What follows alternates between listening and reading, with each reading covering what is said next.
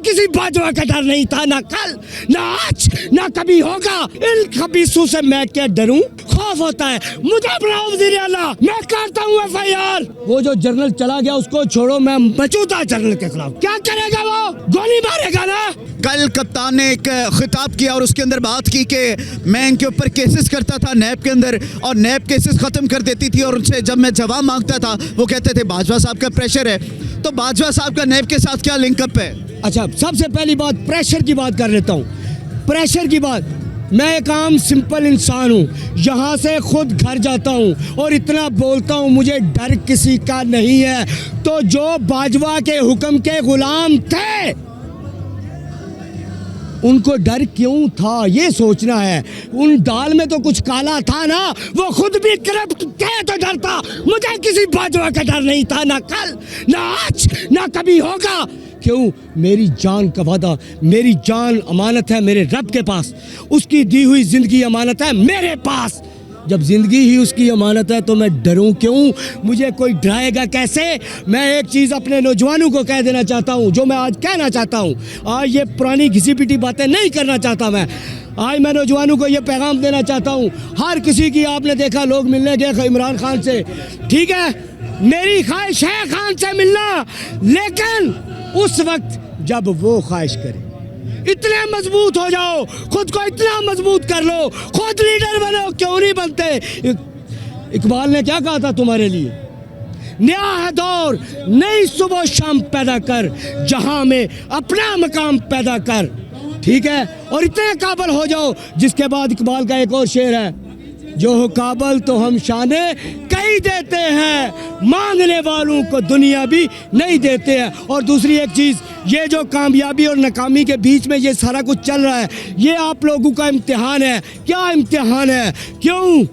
जिनके moral down होते हैं, जो कमज़ोर होते हैं, जिनके इरादे मजबूत नहीं होते, जो मुस्तकिल मिजाज नहीं होते, वो बड़ी जंगें कभी नहीं जीत सकते। ये अल्लाह की तरफ से आप पर इम्तिहान है। खड़े रहो साबित कदमी के साथ और अपने बात पर कायम रहो। मुन्नस इलाही साहब को जब 2018 के अंदर कप्तान ने सीटें जितवाई, तब इन्होंने कहा था कि ये कप्तान की इमानत है। पंजाब के अंदर जब वज़ीर आला बने तब इन्होंने कहा कि ये कप्तान की इमानत है। आज कहते हैं कि हमें 2 महीने का वक्त दे दें, 2 महीने बाद असम्बली डिसॉल्व करें। तो कप्तान की इमानत है तो धमकी किस चीज़ की दे रहे हो भाई? मैं वैसे चाहता नहीं था आप सवाल करें, ये वक्त नहीं है इसका जवाब देने का, लेकिन आपने सवाल कर दिया। मैंने कोई MLA नहीं बनना, मैं जवाब दूंगा। बात है वो करते हैं सियासत स्टेटस गो की। ये ढकी छुपी बात नहीं है, ये खुल्लम खुल्ला बात है। वरना मेरा वज़ीर आला हो, मेरे नीचे सारे अदारे हूँ और मेरे ही इमरान खान पर गोली चले और FIR दर्ज ना हो जाए, ये ना यहाँ मुमकिन है ना वहाँ मुमकिन है। ये मुमकिन उसी वक्त होता है जब आपके अंदर खौफ होता है। मुझे बनाओ वज़ीर आला, मैं करता हूँ FIR। वो जो जनरल चला गया उसको छोड़ो, मैं मौजूदा जनरल के खिलाफ करता हूँ। क्या करेगा वो? गोली मारेगा ना। और कर क्या सकता है? मुर्दे में जान डाल सकते हो तुम?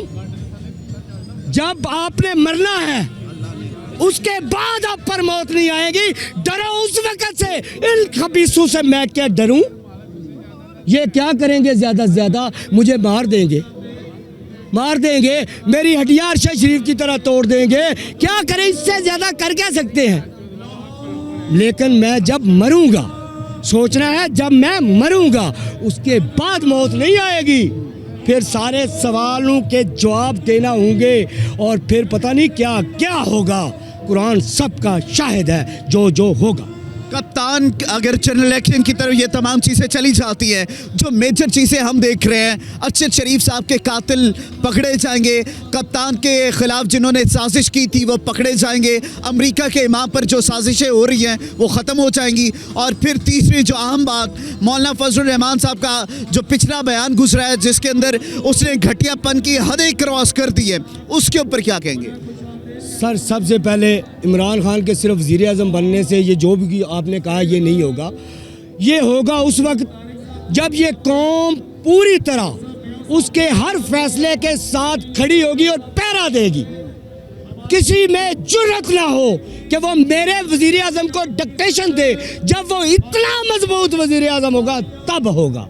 आप देखते नहीं, आपका जब एक वजीर आजम कोई फैसला करता है, अदालत 100 मोटो ले लेती है, देखते नहीं। चीनी स्कैंडल देखते नहीं, फिर कहते हैं हमारा कसूर नहीं, हम 117वें नंबर पर है। भाई तुम्हारा कसूर नहीं, एक चीज़ को तुमने अंडोज कर दिया, उस पर 100 मोटो ले लिया, उसको स्टे दे दिया। मुझे ये बताओ, अब आप पर फिर फर्ज है उसको साबित करना, उसकी इन्वेस्टिगेट करना, फिर दूसरे दारू का काम नहीं आपका है, फिर आप करें इन्वेस्टिगेट।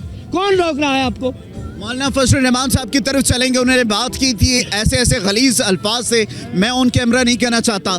एक मौलाना और एक पार्टी का लीडर होकर खुद को मौलाना कहने वाला, मुझे तो इसका जवाब बड़ा खूबसूरत है। अल्लाह रब्बुल इज़्ज़त का फैसला है इस बारे में, मेरा नहीं है। मौलाना फजल रहमान से कभी मुलाकात हो तो जो मैं आज बात करने जा रहा हूँ, ये इसका जवाब उससे आप ले लेना। जब तक गिरोह, फर्द की बात नहीं, गिरोह की बात है, जब तक के गिरोह बेनकाब ना हो जाए तब तक उन पर मौत नहीं आएगी। ये कुरान का फैसला है। हम मौलाना को बहुत इज्जत देते हैं, हम मौलाना के बगैर जनाजा नहीं पढ़ाते, हम मौलाना के बगैर हमारा निकाह नहीं होता, हमारा मौलाना के बगैर जब हम पैदा होते हैं तो हमें अजान की आवाज़ मौलाना सुनाता है, चाहे वो एक आम आदमी होता है, लेकिन उस वक्त वो काम मौलाना का कर रहा होता है। बात मौलाना, और फिर मौलाना इतना घटिया हो जाए, अल्लाह ने इसको बेनकाब किया है, इसके अंदर की गलाजत इसके मुंह से बाहर निकाली और लोगों को बताया ये मौलाना नहीं है।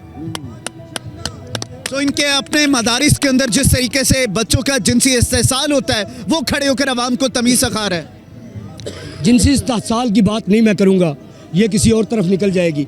मैं सिर्फ इतनी बात करूंगा, आप ये सवाल यहाँ बनता है आपका कि ऐसा बंदा हो जिसका अंदर गलाजत से भरा हो, वो बच्चों को तलीम और तरबियत क्या देगा? वो अपने तरह की गलाजत की तरबियत देगा। मैं उन बच्चों के वालिदैन को ये कहना पैगाम देना चाहता हूँ, मैं तुम्हें ये नहीं कहता कि ये फ़िक़ा छोड़ दो, फ़िक़ा, इस फ़िक़े में उलमा और भी है, अरे ये आलम छोड़ दो, ये आलम नहीं है। Thank you so very much summer भैया, आपके जज्बात की कदर करते हैं और उम्मीद करते हैं कि इस मुल्क के अंदर जो इंसाफ का बोलबाला है वो मुमकिन हो पाएगा। और अरशद शरीफ साहब की जो बात कर रहे थे स्टार्ट से लेकर अब तक कि उनके कातिलों के गिर्द घेरा तंग हो पाएगा, और वो तमाम पॉइंट्स आपके सामने रखे और पब्लिक यहाँ पर मौजूद है। क्या मौक़िफ़ है आज के दिन को लेकर, उन्हीं से जानते हैं।